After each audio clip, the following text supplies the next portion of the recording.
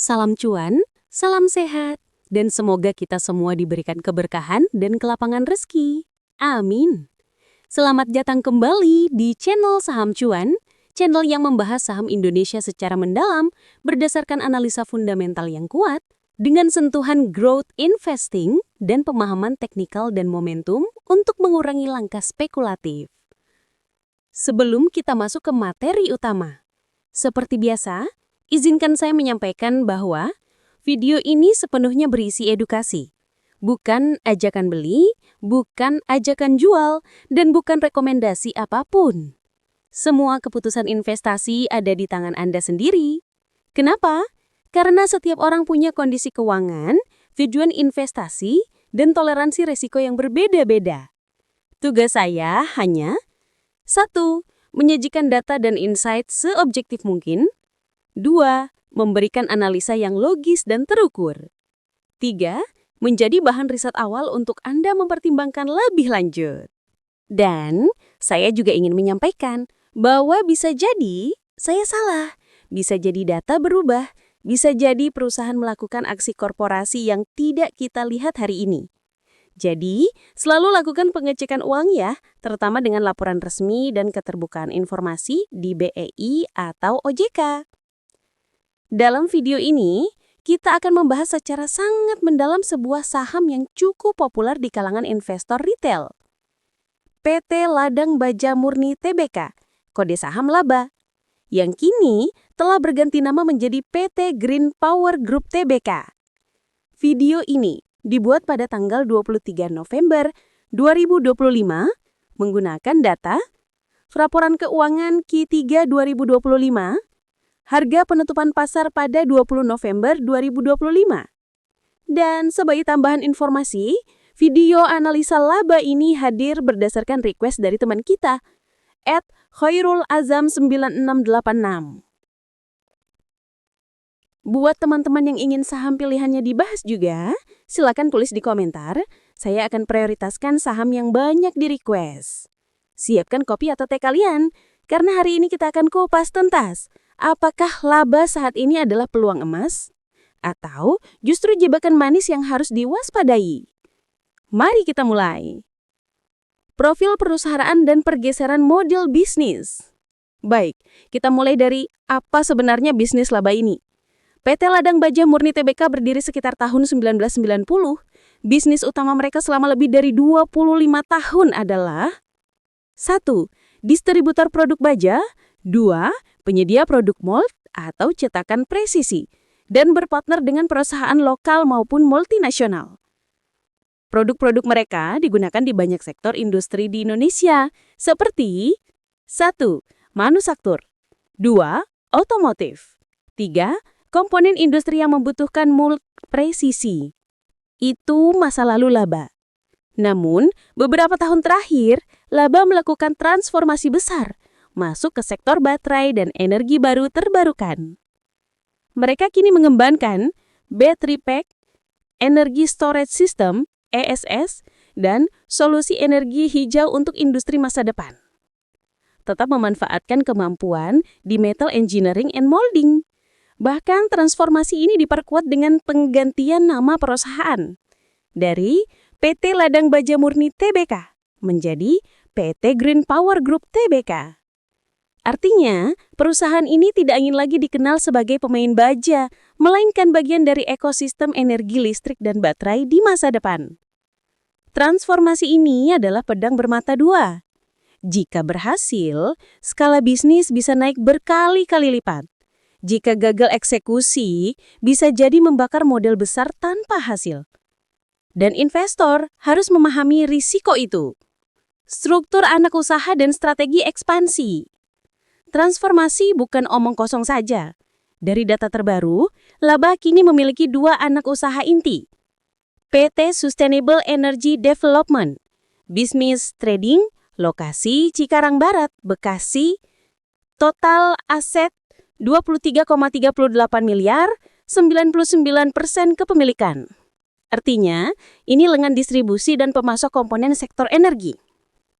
PT Green Power Battery, bisnis manufaktur, lokasi Cikarang Barat, Bekasi, Total aset 62,78 miliar, 51% kepemilikan. Ini adalah jantung utama transformasi bisnis laba. Kenapa penting? Karena manufaktur memiliki margin lebih tinggi dibanding sekedar distributor. Dan manufaktur baterai berpotensi menggarap pasar. 1. Industri listrik skala besar. 2. Infrastruktur penyimpanan energi. 3. EV. 4. Industri telekomunikasi. 5. Perumahan dan fasilitas publik. Ini semua selaras dengan tren green transition di Indonesia. Kesimpulan bagian ini, laba sedang berpindah jalur dengan kecepatan tinggi dari bisnis matang yang kompetisinya ketat ke bisnis masa depan yang penuh peluang. Tapi juga risiko kegagalan yang tinggi, dan investor harus memahami risiko itu. Shareholder dan pengaruh keputusan bisnis. Mari kita cek struktur pemilikan.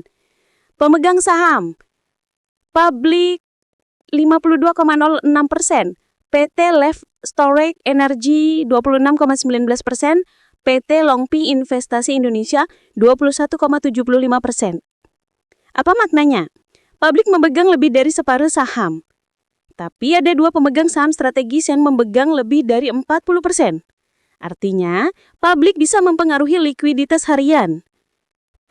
Pemegang saham strategis yang megang suara kuat dalam arah transformasi bisnis. Investor wajib memantau 1. Keterbukaan informasi, 2. Struktur kepemilikan. Kenapa? Karena transformasi bisnis seperti ini butuh modal besar. Tanpa arus kas operasi positif, potensi right issue tinggi. Analisa laporan laba rugi. Kinerja laba rugi TTM. Indikator nilai, revenue 48 miliar, net income 4 miliar, EPS 3,37. Artinya, bisnis masih sangat kecil skalanya untuk ukuran emiten publik. Namun, yang bikin menarik, revenue Q3 year on year plus 671%, EPS 214%. Ini menunjukkan lonjakan besar pertumbuhan bisnis baru. Breakdown profitabilitas kuartalan. Margin nilai, gross profit margin 54,05%, operating profit margin 25,04%, net profit margin 24,55%. Ini sangat tinggi, bahkan mirip margin industri teknologi. Tapi kita harus hati-hati. Laba TTA masih kecil, margin tinggi bisa bersifat sementara. Bisa jadi karena 1. Proyek 1 kali, 2. Pendapatan masih kecil jadi biaya belum penuh terrealisasi, 3. Produk premium awal sebelum persaingan meningkat. Kesimpulan, dari sisi margin, menarik dan high potensial. Dari sisi skala dan kestabilan, masih tahap awal. Analisa efisiensi modal ROI, ROA, ROIC. Indikator nilai, ROR 2,36%, ROE 3,36%, ROCE 2,97%, ROIC 5,48%. Standar values investor. ROE ideal 12-12%, ROA ideal 6-8%. Laba masih jauh di bawah itu. Kenapa? Karena ekuitas sudah besar, laba masih kecil, efisiensi modal belum terlihat. Ini normal untuk perusahaan yang sedang bertransformasi, tapi tidak menarik bagi value investor konservatif. Analisa neraca keuangan atau balance sheet. Neraca nilai total aset 157 miliar, liabilitas 40 miliar, ekuitas 111 miliar. Struktur sehat. DER 0,12, total liabilitas per ekuitas 0,36, artinya utang rendah. Risiko gagal bayar jangka pendek rendah, perusahaan tidak agresif berhutang. Namun, ada satu masalah penting. Kas sebesar 1 miliar, utang jangka panjang 13 miliar. Kas tipis sekali. Transformasi butuh cash besar. Tanpa arus kas operasi positif, potensi right issue tinggi. Cash flow dan risiko pembiayaan. Cash flow TTM, nilai, CFO operasi minus 64 miliar, CFI investasi minus 15 miliar, CFF pendanaan plus 77 miliar. Free cash flow minus 65 miliar. Interprestasi, bisnis belum menghasilkan kas, malah menyerap kas dalam jumlah besar, modal kerja terus meningkat. Perusahaan masih bergantung pada pendanaan eksternal. Ini bukan bisnis yang aman dari sisi cash flow. Untuk investor konservatif, ini red flag. Untuk growth investor, oke selama yakin terhadap visi jangka panjang. Efisiensi operasional cash conversion cycle, indikator nilai DSO 92 hari, Days Inventory 201 hari, DEPO 51 hari, CCC 242 hari. Maknanya, uang baru kembali menjadi kas setelah 8 bulan.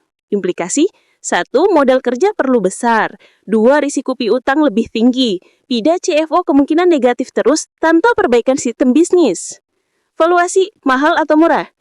Valuasi, angka per 26,05%, per annualization 27,45%, PBV 2,15%, PSR 4,96%, EV per EBIT 129%, EV per IBB 42%. Kesimpulan, valuasi sangat premium. Pasar membayar mahal untuk mimpi masa depan. Tidak cocok bagi value investor. Cocok bagi growth investor, investor dengan horizon panjang, atau investor berani risiko. Price action dan momentum. Saham volatil sekali. 1 bulan minus 26%. 3 bulan minus 40%. 6 bulan plus 53%. 1 tahun minus 43%. 3 tahun plus 88%. Harga 52 week, high 420, low 97. Artinya, pergerakan harga tidak mencerminkan fundamental saat ini, tapi lebih mencerminkan sentimen dan momentum narasi green energy. Cocok untuk trader yang jago timing, bukan untuk investor yang mudah panik. Risiko tata kelola dan arah kebijakan. Laba memiliki riwayat suspensi perdagangan, potensi aksi korporasi berulang, transformasi tinggi resiko. Investor wajib memantau keterbukaan informasi, memantau struktur kepemilikan, memantau penggunaan dana hasil pendanaan. Karena governance menentukan arah masa depan perusahaan. Kesimpulan dan segmentasi investor.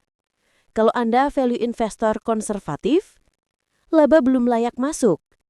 Karena CF negatif, ROE rendah, valuasi mahal.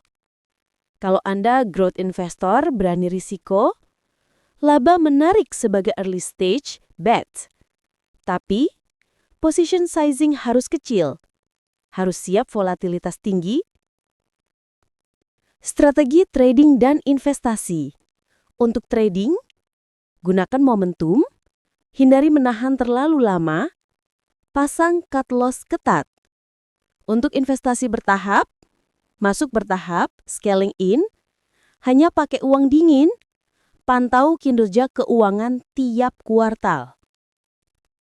Jadi kesimpulan akhir, laba adalah perusahaan transformasi dengan peluang besar di sektor baterai dan energi hijau. Tapi masih punya banyak sekali PR fundamental. Jika transformasi berhasil, cerita sukses. Jika gagal, saham bisa kembali terpuruk. Terima kasih sudah menonton sampai akhir. Kalau menurut teman-teman video ini bermanfaat, jangan lupa like, tinggalkan komentar saham berikutnya.